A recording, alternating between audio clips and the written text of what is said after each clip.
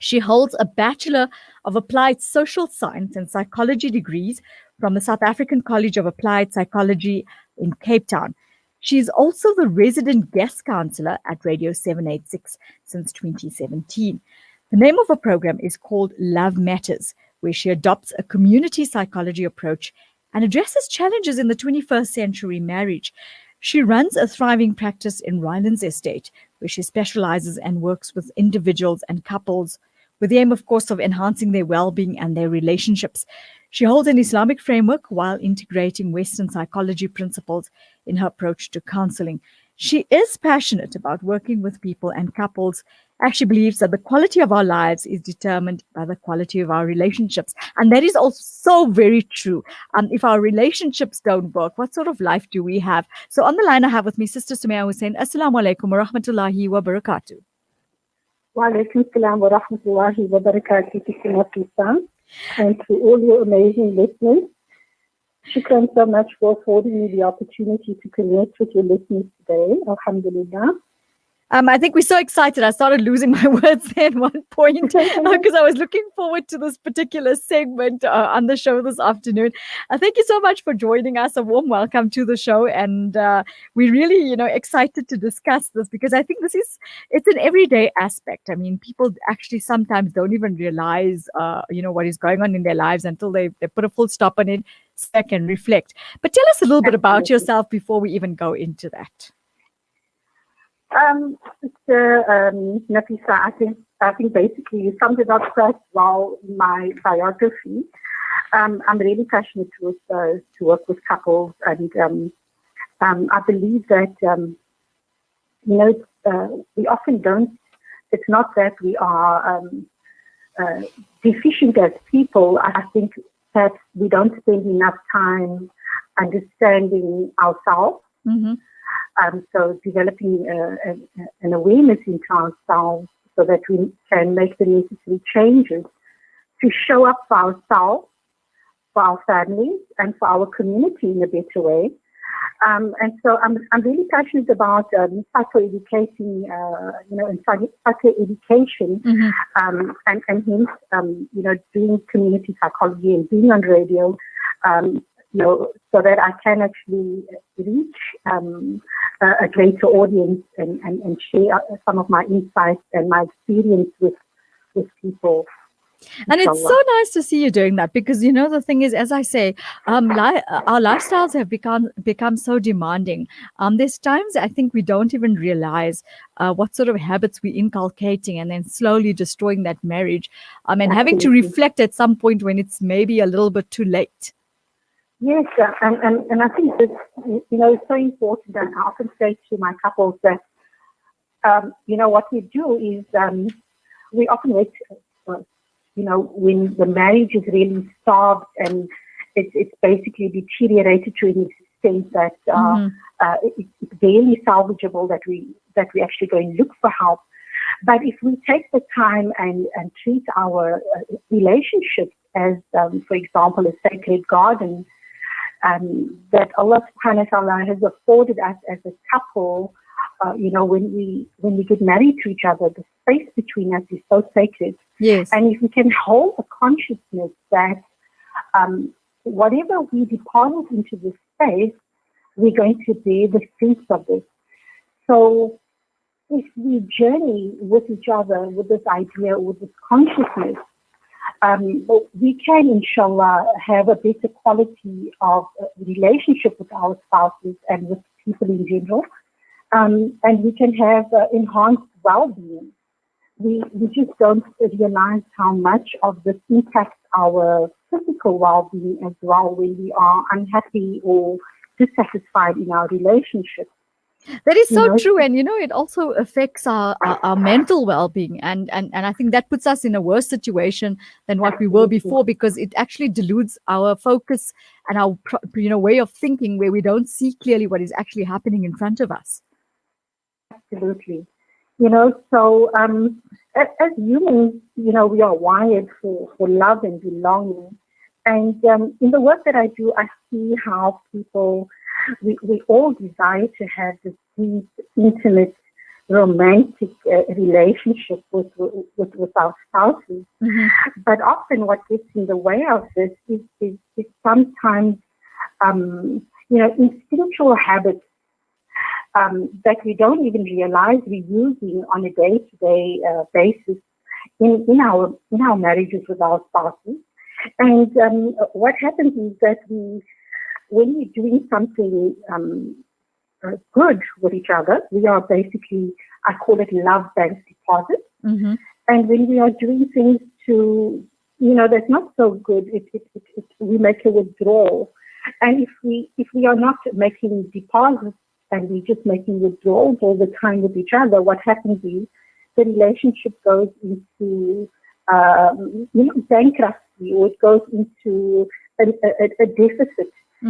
So you think that doing something that causes unhappiness would be the last thing a married couple would ever want to do with each other, and yet it's done instinctively and habitually in every marriage. Right. And so, Sister Nafisa, unless, and this is going to sound, very quirky perhaps for some of the listeners, unless you protect each other from your destructive instincts and habits, you will hurt each other so much that eventually your love bank account will be in the red. Right? And so I'm so concerned about the risk of you hurting each other that before I introduce you to ways you can make each other happy, I want you to understand something. If you don't protect each other from yourself, you may not have the opportunity to care for each other. Right. So you, as an individual, every person needs to develop a consciousness around their own self in order to protect their spouse, from them, basically. Yes. So in saying that, what I find is that many of us have a lack of empathy, and that is at the core of the problem. So empathy is the capacity to understand or feel what another person is experiencing from within their frame of reference, the capacity to place oneself in another's position, and so you basically journey and leave yourself behind and into the other person's world, right? So our listeners can picture themselves, when you speak to our partners, you picture yourself journeying across the bridge to go and meet your spouse, to go and meet your partner. But in order to do that, you've got to leave your own ego, you've got to leave your own baggage, and you've got to cross the bridge and go and visit your partner and listen with an open mind, with an open heart, and with your 2 ears wide open so that you can understand what your partner is saying. Because very often when we're communicating with each other, we're so caught up with what we want to respond with that we are really listening to what the other person has got to say. Right. And so then this doesn't give us an opportunity to really understand the experience of our spouse, right? And so this is what I sort of battle with in therapy. Is actually, you cannot seem to trigger empathy. So each spouse complains about how thoughtless the other spouse is without much awareness of his or her own thoughtlessness, right? So lack of empathy helps thoughtlessness. It helps. It makes it possible because, it's so easy to be thoughtless when you don't have empathy for the other person. So since we don't feel what others feel, we tend to minimize the negative effects we have on others and consider our thoughtlessness to be non-threatening, right? And if we continue in this way, without having that sense of empathy, we will not be aware of the role that we actually play in the conflict, right? Yes. And so there's certain habits with Nafisa, which I call love destroyers, because this is what they do. They destroy love in our marriages. And I really want each and every listener to sort of reflect on we need to reflect on our own selves. Allah subhanahu wa ta'ala says, in the Quran, something to the effect in Surah Al-Rad, that we cannot change the condition of people or of a person unless they change something within themselves. That is so So true. if we are wanting something different or something better, we have to first journey inwards and look at what we are also bringing to our marriages, what we are bringing to that relational space, right? Mm-hmm. And so I've identified 6 habits that are contributing factors. So this is basically to give us a map of where we're going wrong so we can actually show up in a better way. Right? And the first one is selfish demands, and then it's disrespectful judgment, Right. angry outbursts, dishonesty, independent behavior, and annoying practices. So inshallah, I'm going to try and break these down so that our listeners can have a better grasp of the content that I'm trying to share today, inshallah. Okay. Right? So if we look at selfish demands, so we are all born with instincts to help us survive the trials and the tribulations of life, right? So some instincts are very helpful and others are controlling and abusive. And one of our more controlling and abusive instincts, especially in marriage, is making demands, right? Right. So if we make a request for something we want to need, and the request is turned down, our instincts encourage us to take more forceful steps. Mm-hmm. And the first thing that comes to mind is usually a demand because it happens so unconsciously and spontaneously, right? Right. So demands carry a threat of punishment. So it sounds something like this: if you refuse me, you'll regret it in a kind of way. Yes. This is what the demand carries with it. So in other words, you may dislike what I want, but if you don't do it, I'll see to it that you suffer even greater pain, right? Mm-hmm. So people who make demands don't seem to care how others feel. There isn't that empathy, right, Yes. that I spoke about earlier. So they think only of their own needs, right? Mm-hmm. So if you find it unpleasant to do what I want, it's tough, That's just the attitude that this behavior sort of portrays. And if you refuse, I'll make it even tougher, is what they seem to be saying, right? Right. And so demand depends on power. So they don't work unless the demanding one has the power to make good on his or her threats, right? Mm-hmm. But who has power in marriage? And ideally, there is shared power, inshallah. The husband and wife work together to accomplish mutual objectives. But when one spouse starts making demands along with threats that are at least, that are at least implied, it's a power play, right? And the threatened spouse often strikes back, fighting fire with fire, power with power, and suddenly it's a test of power and who will win the battle, right? So it becomes attack, counter-attack, right? But what is really fundamental then, if we're looking for a solution to this, Sister Nafisa, what I found is that many of us, like I said earlier, we're not deficient. It's just that we haven't learned healthy skills, or we haven't learned healthy ways of communicating in a way that keeps us safe and connected with each other. Yes, that's so true. I agree with you there, and I think that communication is one of the most important things, and that also is something that is a common issue amongst people, and I blame the cell phone for that, because a lot of the times you find the spouses come home from work, and instead of giving importance to each other, they're sitting and breaking down what has happened for the day on the cell phone. So I think that is also one of the issues where there's that lack of communication, and that's what happens as well. Yeah, and communication is a skill for us to really get what we want, because we wanted something at our core. We are longing for this connection and this intimacy and this feeling of safety and protection. But what is coming in the way of that is our own natural survival instinct, right? And so if you make demands on your spouse and expect obedience, you are being controlling and manipulative. Your spouse will try to escape your abuse, and instead of becoming responsive to your needs, he or she will have as little to do with you as possible. And I cannot tell you how true this is. I see this every day with my work with couples. Yes. And Talk us quickly through the other pointers, because we don't seem to be having too much time left. So just give us quickly the other pointers. What is it that people can do to literally, get rid of those habits and change their marriages, should we say, into a better direction where they understand each other better and the communication skills open up at some point? So instead of making the selfish demand, you can make a thoughtful request, right? And so basically, it is a practice, and this practice doesn't come.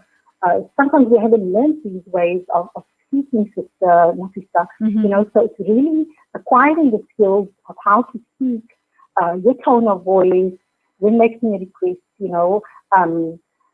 Being respectful about it and less demanding. And perhaps it could sound like this. Sweetheart, it would really mean a lot to me if you could take me to the shopping mall at 3:00. So and sometimes some of my couples say to me, that sounds so fake, right? Because we're not used to speaking like that because it's not authentic. But I say to them, I think it can change. And I think, the one question that I had for you this afternoon, I think all our viewers are aching to hear this. COVID-19 brought people in many instances together. But now that everybody's, trying to get back into the normal world of order of things, there's a lot happening. And I think what's happening between the spouses, and I find this evident in almost every household that I speak to, is the fact that now there's no time for each other because everybody's busy catching up on what they lost out on. Yes, that is Sister Nafisa, it has been quite a challenging time for all of us, especially our couples. And it's almost as though COVID-19 has sort of brought a sort of a reality around importance, what is important and what is not so important in our lives. Right. And so what I found is that some couples were very drawn to each other because they are very grateful around what they do have. And then you find that on the flip side of that, there are others that are looking for so much more. The reality around life is so short. I want something different. I want something more. So how could I get that I haven't been experiencing for most of my marital life? So it's been quite a challenging time. Right. What message would you like to leave our viewers and listeners with this afternoon?